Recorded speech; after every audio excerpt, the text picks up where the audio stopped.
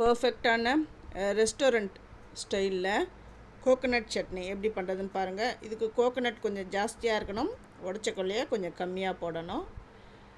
காரத்துக்கேற்ப பச்சை மிளகா நான் போட்டிருக்கேன்.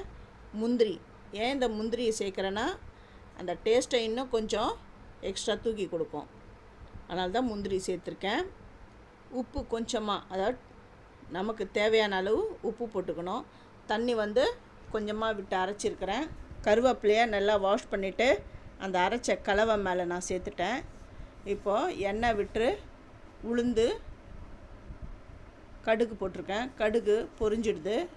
கொஞ்சம் பெருங்காயம் போட்டு இந்த இந்த புதினா மேலே இந்த கருவேப்பிலை மேலே போட்டுட்டேன்.